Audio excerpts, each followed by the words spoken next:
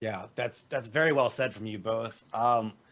In listening to you each, you guys touch upon so many things that I said previously. Were just, Paul, you said it best. We hope these are thoughts that are thunk. I think for a lot of people who are maybe entering this space, just as you both said, a bit unwillingly, as life so may have it. It may not become apparent that all of these different emotions, all these different actions, all these different sacrifices are needed. If you were each talking to someone who is embarking down this journey for the first time, kind of how would you brace them, or what would you tell them to get ready for? Like, for instance, what sacrifices have you guys had to make, not only in time, but maybe in professional lives? Jen, you've mentioned having to fly back at the drop of a dime. Paul, I'm sure that, when you're over there taking care, that's hours you could be billing during the day. So from a professional standpoint, what's that been like? Yeah, absolutely. I look at doctor visits alone, and living in the Boston area pre-pandemic, where traffic was always an issue. And even though we lived a short distance, about 5 or 6 miles from the doctor's office, I would have to bank in 3 hours for back, forth, parking, appointments, and traffic. and that's, to your point, and that's 3 hours I can't bill. I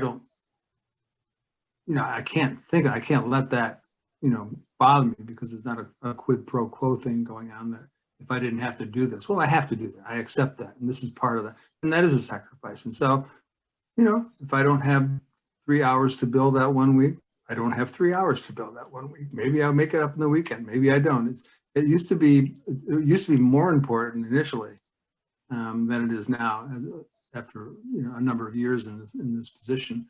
But I think the sacrifices will always be there. I think for someone to embark on this journey, two things. I touched on the being there notion, being responsive and being in a position where you're always willing and able to help, no matter what, and what that means. But also, if you're a caregiver, I think, to me, it starts with love. I mean, you do this willingly because you have such a love and passion for the individual that you're caring for, and that fuels everything. Makes the real dark moments a little bit brighter, the real heavy moments a little bit lighter. When you're not being able to bill those 3 hours, you reflect on why you're doing this, and with whom and to whom, and how they may benefit. Again, for someone coming into this position, there's no game plan. There's no rule book. There's no, it's always going to be different how you approach it, because every individual that you care for is different. Yeah, I think, talking about sacrifices employment wise, and while I'm in in an industry that I never thought I would be in, right? There's no way that I would have come upon this naturally. I was going to be an early childhood educator. I was going to school to be a teacher, until I decided that I didn't care for normal childhood development anymore. And I didn't want to learn about it anymore because my kids were so delayed.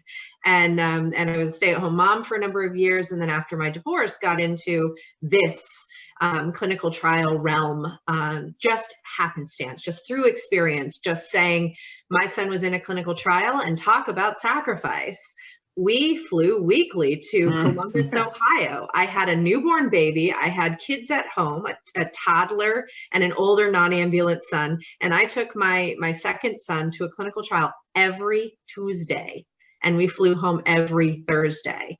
And what people don't think about is what happens to this family.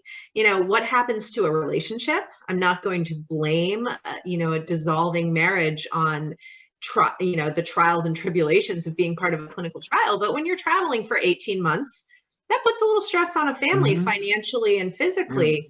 I had a newborn daughter that I had to take with me, and had to buy childcare, pay for childcare for people at home.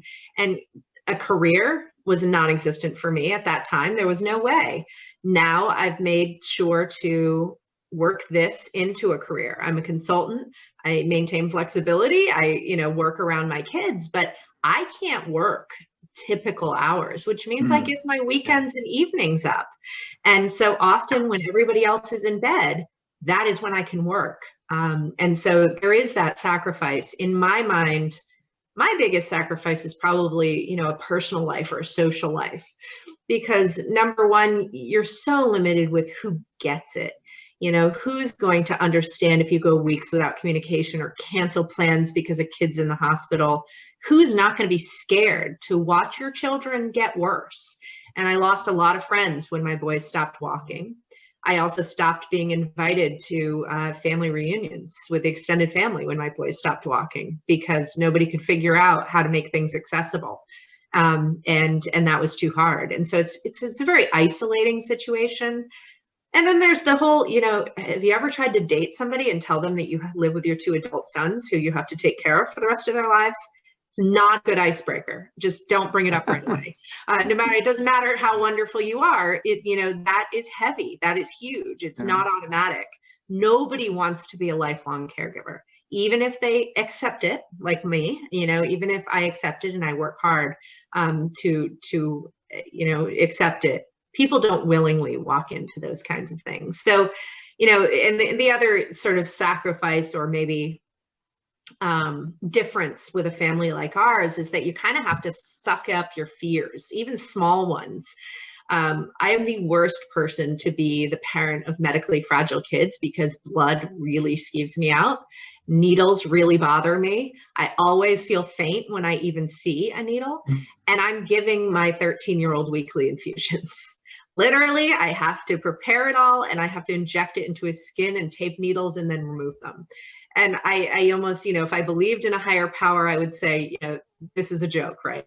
You took this woman who really hates needles and has trouble with flu shot, and you make her inject her own kid. So, those are the kinds of things that you just pull up your pants and you do.